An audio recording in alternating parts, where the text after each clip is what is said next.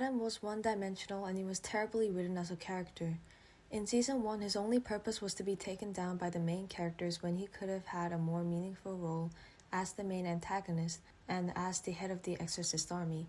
He didn't have enough screen presence to be intimidating, and when he did have screen time, he was just boiled down to be a one-dimensional character who was purposely written to be hateable so the writers can make Charlie seem like she's right about everything. The exterminations in the show are understandable to some extent.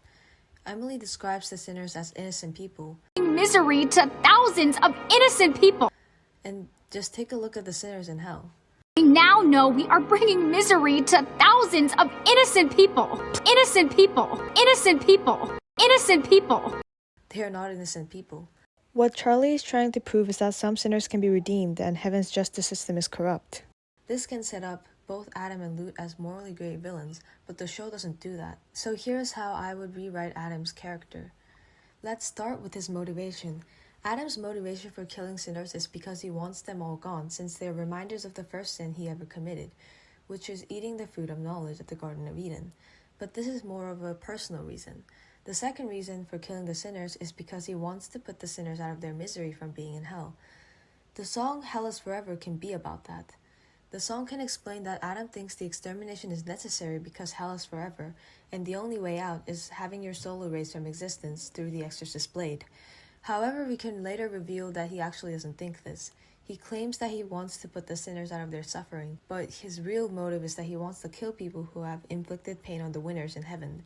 He also sees everything as black and white and doesn't believe in redemption. He taught this philosophy to the exorcist when he was training them. When he is in heaven, he can show a different side of himself, and we can see that he actually cares about the winners who secured their place in heaven. If we want to keep his personality, I think we should establish a reason as to why he acts this way. He can act like this because both his wives left him, and he sees no value in holding on to something that will eventually amount to nothing, if you know what I mean. For further characterization, he can be misogynistic because he thinks that all women are liars. Both his wives left him in favor of Lucifer, and they were literally the only women in existence at the time. This changes his views on women as a whole, and he sees them as inherently untrustworthy and deceptive, which would explain his sexist comments and give them a bit more depth. In the court scene, he could use Charlie's nature as a demon against her. Have him say something like, "How could you even let her in here? She has no say in all of this. She's literally the daughter of the original liar." And while that refers to Lucifer, it could also have a double meaning of referring to Lilith, who technically cheated on him. As for his relationship with Lute, he could see Lute as different from other women, but he still doesn't respect her as an equal and sees her just as a close friend who works under him. Aristotle's Nicomachean Ethics argued that true friendship cannot bloom without mutual respect, so we can have an unhealthy relationship out of this as well. They appear to have some kind of shield, sir! Oh, really? I didn't see this giant fucking shield in front of me, you dumb bitch! No shit! Lute could have been one of the first soldiers to join his army. Adam brainwashes her and the other exorcists to have the same black and white worldview.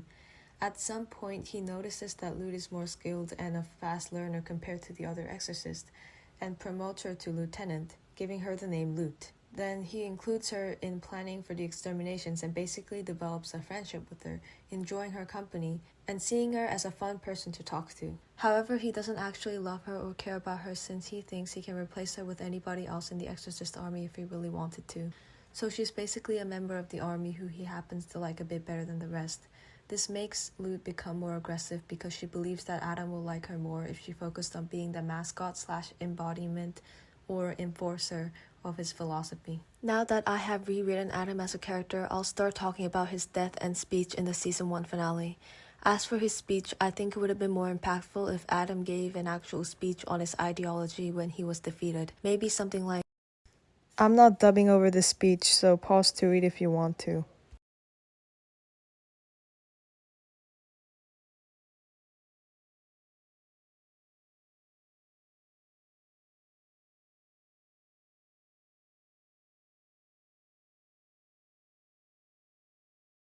I don't know, something like that. I am no author, so if you think you can write a better speech that still has some of Adam's personality, please leave it in the comments. I suck at writing dialogue. For Adam's death, I think him dying to a comic relief character was kind of lame. To be honest, it wasn't even that funny. Nifty just stabbed him repeatedly and he just died. Why couldn't we have gotten a more meaningful death? Why couldn't Lucifer take him out? This will have more meaning since Adam has hated him from day one for tricking him, taking his wife, and bringing sin to humanity. So yeah, that is how I would have rewritten Adam's character. In conclusion, he is wrong in the sense that all sinners cannot be redeemed, but he is right in the sense that some sinners deserve the extermination. His motivation and actions are built through his personal experience and perspectives on morality. His past explains more about his character but doesn't justify it. We can keep his funny personality in the actual show but just add more depth to his character. Let me know what you think about my rewrites in the comments and what you would have done differently.